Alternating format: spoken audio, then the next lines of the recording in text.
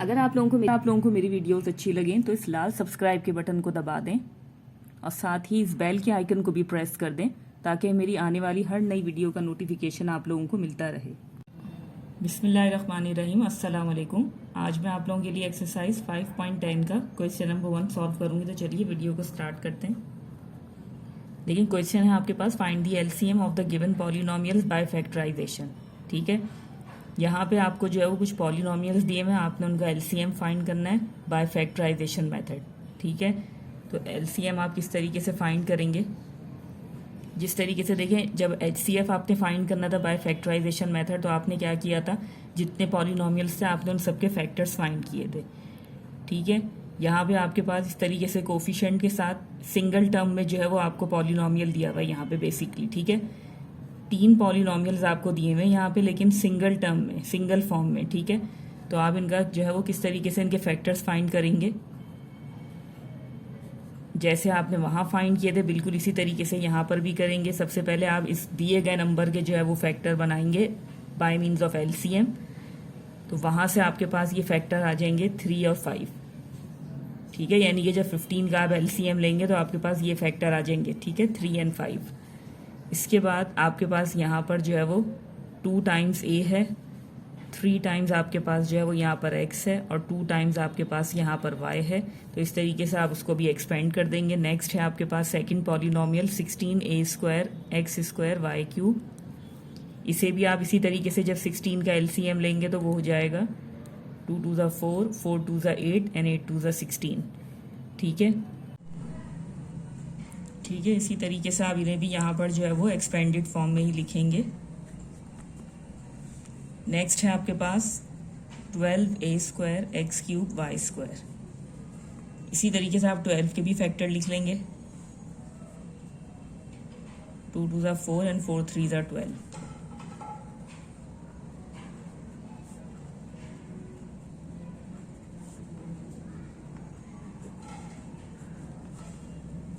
ठीक है, आपने सबको इस तरीके से एक्सपेंडेड फॉर्म में लिख दिया। तीनों कोफिशिएंट्स का जो है वो आपने एलसीएम ले लिया, एलसीएम से आपको ये फैक्टर्स मिल जाएंगे। ठीक है, और इन वेरिएबल्स की पावर को आपने इस तरीके से एक्सपेंडेड फॉर्म में लिख दिया। अब देखें, इस तरीके से एक्सपेंडेड फॉर्म में लिखने के बाद आप यहाँ पर जो है वो कॉमन फैक्टर तलाश करेंगे।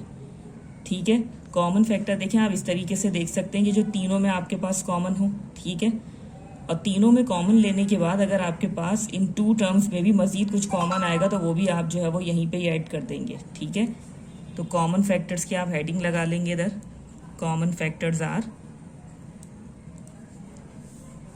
अब देखें, जो फुली कॉमन होंगे मैं उन्हें इस तरीके से सर्कल कर दूंगी, जो तीनों में कॉमन होंगे, कहने का ये मतलब है। ठीक है, ये देखें तीनों में आपके पास ए आ रहा है कॉमन, दोबारा आपके पास तीनों में ए कॉमन आ रहा है। ठीक है, इसके बाद आपके पास जो है वो एक्स कॉमन आ रहा है,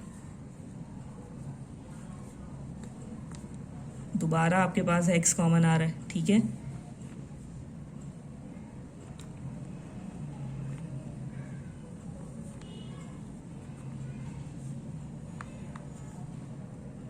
ठीक है, जो तीनों में आपके पास जो कॉमन आ रहे थे आपने क्या किया, उनके ऊपर सर्कल बना लिया। अब कॉमन आ रहे हैं तो मीन्स आप इनको 1 टाइम लिख देंगे, जैसे एक दफ़ा ए कॉमन आ रहा है आपने लिख दिया। ठीक है, इसी तरीके से एक दफ़ा और आपके पास ए कॉमन आ रहा है आपने लिख दिया। नेक्स्ट है आपके पास एक्स, अगेन एक्स है आपके पास, फिर वाई है और उसके बाद दोबारा वाई। ठीक है, इस तरीके से ये आपने कॉमन ले लिया। अब देखिए, कॉमन लेने के बाद जब आप कोफिशिएंट्स की तरफ या नंबर्स की तरफ आएंगे तो वहाँ से देखिएगा आप, ये देखिए 2 जो है वो इन दोनों में कॉमन आ रहा है। ठीक है, अब जो इन 2 टर्म्स में कॉमन आ रहा है आप इस तरीके से उन्हें अंडरलाइन कर दें।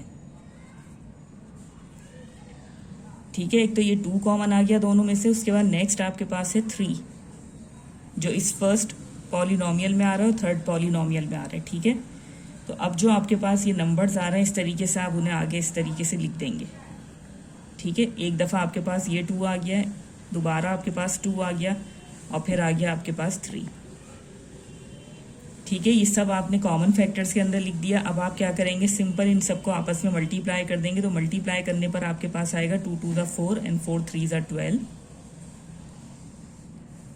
आपने इन्हें मल्टीप्लाई कर लिया, कोफिशिएंट्स को, वेरिएबल्स को मल्टीप्लाई कर लें आपस में, तो ये हो जाएंगे आपके पास। बीच में अब आप जो है वो मल्टीप्लिकेशन का साइन नहीं डालेंगे। ये हो जाएगा आपके पास ए स्क्वायर, ये हो जाएगा एक्स स्क्वायर और ये हो जाएगा वाई स्क्वायर।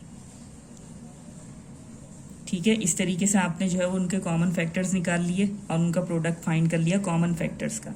अब आपने क्या करना है, यहाँ पे जो नॉन कॉमन फैक्टर्स होंगे वो आपने लिखने, यानी कि जो बाकी रह गए यहाँ पे जितनी चीज़ें आपके पास यहाँ पे नॉन कॉमन है वो आप जो है वो यहाँ पे लिख देंगे। ठीक है, सारी। अब देखिए जिसमें नंबर 1 है आपके पास, जो फर्स्ट पॉलिनोमियल है वहाँ पर आपके पास है 5। ठीक है, नेक्स्ट है आपके पास 2 × 2 और ये सब कॉमन चलेगा। ठीक है, तो कोफिशिएंट्स आपके पास ये आ गए 5, 2 एंड 2। नेक्स्ट है आपके पास, अब देखिए वेरिएबल्स में आपके पास क्या रह गया, एक तो यहाँ पर, अच्छा दूसरी चीज़ यहाँ पे देखिए, एक चीज़ जो है वो ये हमसे मिस हो गई कि x भी हमारे पास कॉमन आ रहा था। ठीक है, तो यहाँ हम ऐड करना उसको भूल गए, तो यहाँ पर अब आपके पास x जो है वो 3 हो जाएंगे।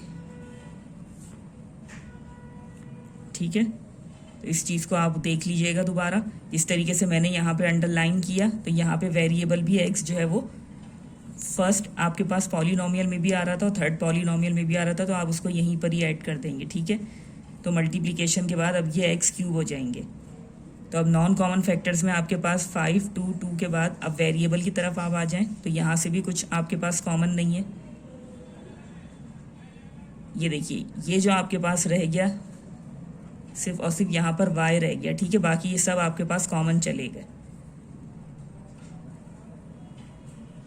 ठीक है, सिर्फ और सिर्फ यहाँ पे आपके पास सेकंड पॉलिनोमियल में y रह गया था, तो वो y हमने इस नॉन कॉमन फैक्टर में लिख दिया, बाकी सब जो है वो कॉमन फैक्टर्स के उसमें चले गए हेडिंग में। ठीक है, अब आपने क्या करना है, इन नॉन कॉमन फैक्टर्स को भी आपस में मल्टीप्लाई करना है, तो ये क्या हो जाएगा 5 2 10 एंड 10 2 20y।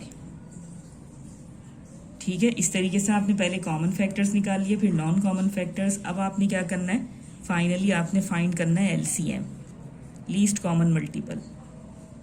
और LCM आप किस तरीके से फाइंड कर सकते हैं,